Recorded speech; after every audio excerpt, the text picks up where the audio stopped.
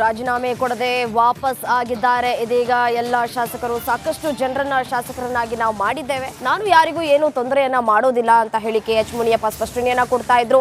Kolar ಕಾಳಗಕ್ಕೆ Muniyappa first reaction ಅನ್ನ ಕೊಟ್ಟಿದ್ದಾರೆ. ಎಲ್ಲರೂ ಒಟ್ಟಾಗಿ ಹೋಗ್ತೀವಿ, ರಾಜೀನಾಮೆ ಕೊಡುವವರಿಗೆ ನಾನು ಹೆದರೋದಿಲ್ಲ ಅನ್ನುವಂತಹ ಸಂದೇಶವನ್ನ ರವಾನೆ ಮಾಡಿದ್ದಾರೆ KH ಮುನಿಯಪ್ಪ. ನಾನು ಕೆಲವರನ್ನ ಶಾಸಕರನ್ನ MLCಗಳನ್ನ ಮಾಡಿದ್ದೇನೆ ಅಂತ ಹೇಳಿ ಹೇಳಿಕೆಯನ್ನ ಕೊಟ್ಟಿದ್ದಾರೆ. ಮೊದಲ ಬಾರಿಗೆ ಕೋಲಾರ ಕಾಳಗಕ್ಕೆ ಮುನಿಯಪ್ಪ ಫಸ್ಟ್ ರಿಯಾಕ್ಷನ್ ಕೊಟ್ಟಿರುವಂತದ್ದು.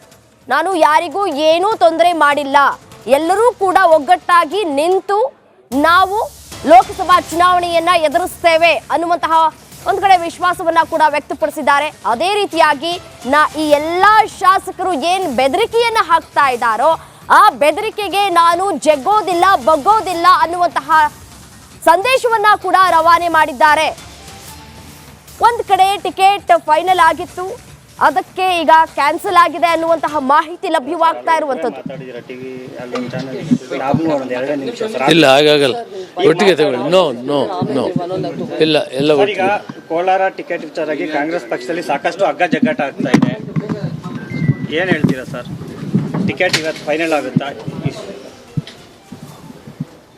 ಕಾಂಗ್ರೆಸ್ ಪಕ್ಷ ಏನಾದರೂ ತೀರ್ಮಾನ ತಗೊಳ್ಳಿ, ಅದಕ್ಕೆ ಬದ್ಧವಾಗಿರ್ತೀವಿ. ಮಾನ್ಯ ಮುಖ್ಯಮಂತ್ರಿಗಳು ಉಪಮುಖ್ಯಮಂತ್ರಿಗಳು ಒಂದು ಸಭೆಯನ್ನು ಮಾಡಿ ನಮ್ಮೆಲ್ಲ ಮುಖಂಡರನ್ನು ಕರೆಸಿ, ಶಾಸಕರನ್ನ, ಮಾಜಿ ಶಾಸಕರನ್ನ, ವಿಧಾನ ಪರಿಷತ್ ಸದಸ್ಯನ ಕರೆಸಿ ಒಂದು ಸಭೆ ಆಯಿತು. ಆ ಸಭೆಯಲ್ಲಿ ಸಂಪೂರ್ಣವಾದ ಅಧಿಕಾರವನ್ನು ಮುಖ್ಯಮಂತ್ರಿಗಳು ಮತ್ತು ಉಪಮುಖ್ಯಮಂತ್ರಿಗಳು ಬಿಟ್ಟಿದೆ.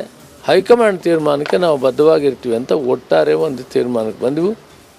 ಆ ಸಭೆಯಲ್ಲಿ ರಮೇಶ್ ಕುಮಾರ್ ಅವರಿದ್ದರು, ಮಂತ್ರಿಗಳಾದಂಥ ಭಾರತಿ ಸುರೇಶ್ ಇದ್ದರು, ಡಾಕ್ಟರ್ ಸುಧಾಕರ್ ಇದ್ದರು, ಶಾಸಕರಾದಂಥ ಕೊತ್ತೂರು ಮಂಜುವರಿದ್ದರು, ನಂಜೇಗೌಡರಿದ್ದರು, ವಿಧಾನ ಪರಿಷತ್ ಸದಸ್ಯರಾದಂಥ ಅನಿಲ್ ಕುಮಾರ್ ಅವರಿದ್ದರು ಮತ್ತು ಎಲ್ಲ ಮಾಜಿ ಶಾಸಕರು, ಹಾಲಿಯವರು ಎಲ್ಲರೂ ಕೂಡ ಒಟ್ಟಿಗೆ.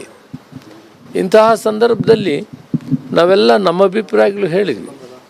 ನಾನು ಒಂದು ಮಾತನ್ನು ಕೇಳಿದೆ ಆ ಸಭೆಯಲ್ಲಿ, ನೋಡಿ ನಾವೆಲ್ಲ ಕೂಡ ಏನಾದರೂ ಅಹಿತಕರ ಘಟನೆಗಳು ನಡೆದಿದ್ದರೆ ನಾವೆಲ್ಲ ಮರೆಯೋಣ. ರಾಜ್ಯದಲ್ಲಿ ಕಾಂಗ್ರೆಸ್ ಪಕ್ಷ ಅಧಿಕಾರಕ್ಕೆ ಬರಬೇಕು. 7 ಸಾರಿ ಇಲ್ಲಿ ಗೆದ್ದಿದ್ದೇನೆ ನಾನು. ಒಂದು ವೇಳೆ ತ್ರಿಕೋಣ ಸ್ಪರ್ಧೆ ಇಲ್ಲದೆ ಇರೋದರಿಂದ ನಾನು ಸೋತಿದ್ದೇನೆ. ಭಿನ್ನಾಭಿಪ್ರಾಯ ಮರೆತು ನನಗೊಂದು ಅವಕಾಶವನ್ನು ಮಾಡಿಕೊಡಿ, ನಾನು ಸೋಲನ್ನೇ ಕಾಳದೇ ಇರೋನು ಸೋಲ್ಕೊಂಡಿದ್ದೇನೆ, ಈ ಸೀಟನ್ನು ಗೆಲ್ಲಬೇಕಾದ್ರೆ ನಮ್ಮ ಕುಟುಂಬಕ್ಕೆ ಕರಬೇಕು ಅಂತ ಮನವಿ ಮಾಡಿದೆ. ಅವರು ಅವರದೇ ಆದಂಥ ವಿಚಾರಗಳನ್ನು ಹೇಳಿ ಒಟ್ಟಾರೆ ನಾವು ಹೈಕಮಾಂಡಿಗೆ ಬಿಡ್ತೇವೆ, ಅವರೇನು ತೀರ್ಮಾನ ತಗೊಂಡ್ರೆ ಅದಕ್ಕೆ ಬದ್ಧವಾಗಿರ್ತೀವಿ ಅಂತ ಕಡೆ ಮಾತನ್ನು ಕೂಡ ಹೇಳಿದ್ದೀನಿ. ಸನ್ಮಾನ್ಯ ರಮೇಶ್ ಕುಮಾರು ಮತ್ತು ಅವರ ಸಂಗಡಿಗರು ಕೂಡ ಅದೇ ಮಾತನ್ನು ಹೇಳಿದ್ದಾರೆ. ಅದಾದಮೇಲೆ ಇದು ಹೊಸ ಬೆಳವಣಿಗೆ ಆಗಿದೆ. ಈ ಬೆಳವಣಿಗೆಯಲ್ಲಿ ನಂದು ಏನು ಗೊತ್ತಿಲ್ಲ.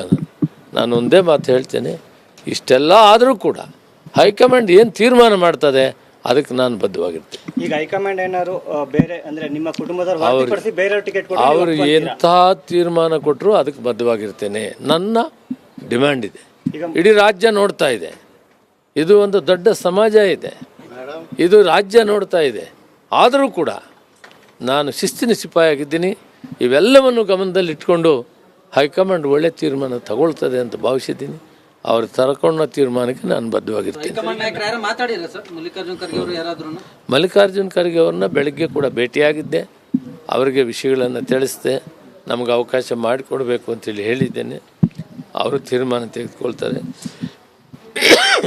ಸಾಮಾನ್ಯವಾಗಿ 2 ಲೆಫ್ಟು 2 ರೈಟ್ ಕೊಡ್ತಾರೆ, ಒಂದು ಬೋವಿ ಲಂಬಾಣಿ ಕೊಡೋದು ನಡ್ಕೊಂಡು ಬಂದಿರೋ ದಾರಿ.